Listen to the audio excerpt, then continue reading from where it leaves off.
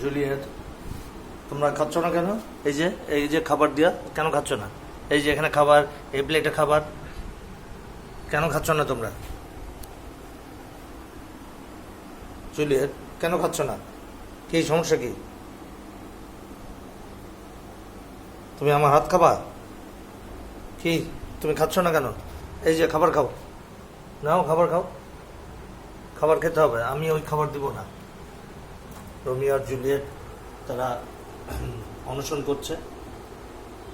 Romeo, কি সমস্যা? না তুমি খাও না কেন? এই যে এই খাবার কি সমস্যা? এটা খাচ্ছ না কেন? ওরা এই খাবার খাবে না, ওরা এই প্যাক ফুড, এই ইয়েগুলো, এই যে এইগুলো চায়।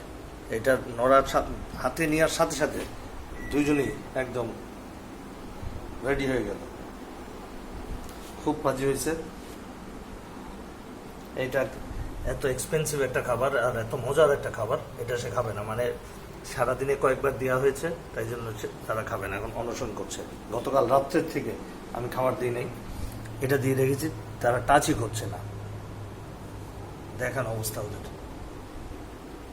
জুলিয়েট, তুমি এটা খাও না কেন? এটা খাও। এই যে এটা খাবার খেতে হবে, খেতে হবে শোনা। না আমার আঙ্গুল না, খাবার খেতে হবে, খাবার খেতে হবে। সে আমার দেখার অবস্থা, আমার হাতে আদর করবে। রোমিও, কি শোনা? কেন খাচ্ছ না? খাবা না তুমি? এই খাবার খাবা না? জুলিয়েট, জুলিয়েট, খাবা না তোমরা?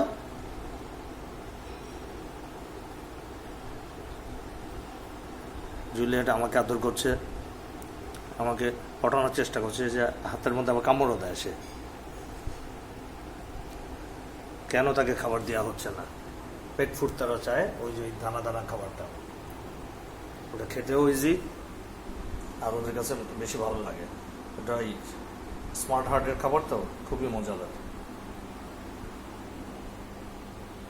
কি কাহিনী কি? কেন খাচ্ছ না তুমি? দেখেন অবস্থা, দেখেন কি করে।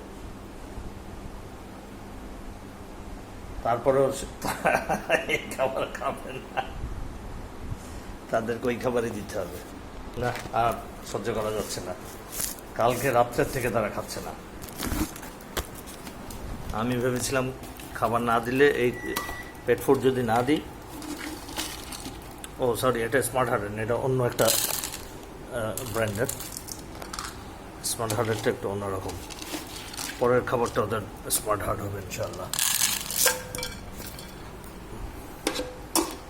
দেখেন এটা দেওয়ার সাথে সাথে দুইজন ধরে গেল। বিড়ালেরও কত চয়েস, আল্লাহু আকবার।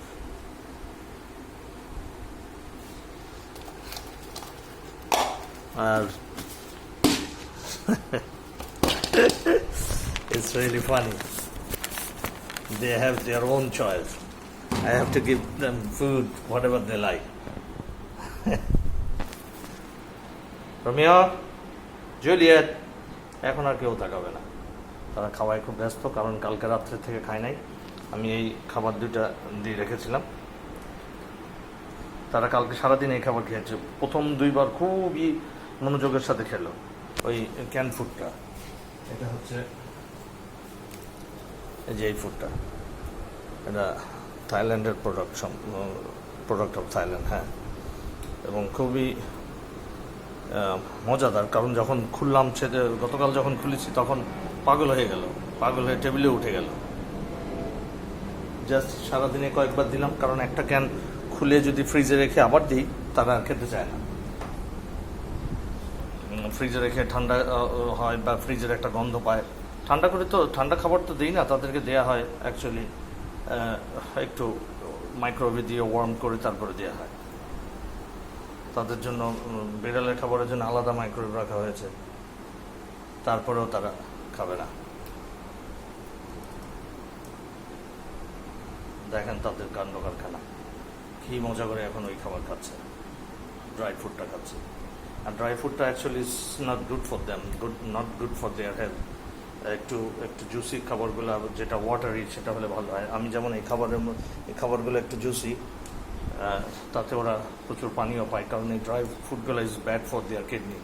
জুলিয়েট রোমিওর তো একবার কিডনিতে প্রবলেম হয়েছিল, তারপরে পেটের ভিতরে একদম এরকম টেনিস বলের মতন পুরা তার ইউরিন আটকায় শক্ত হয়ে গিয়েছিল, এবং তাকে প্যাম্পার্স পরে রাখতে হলো বেশ অনেক দিন, এবং সিরিঞ্জ দিয়ে তার ইউরিন বের করতে হতো। তাকে অপারেশনও করা হয়েছিল, ওই ক্যাথোড্রেল লাগানো হয়েছিল।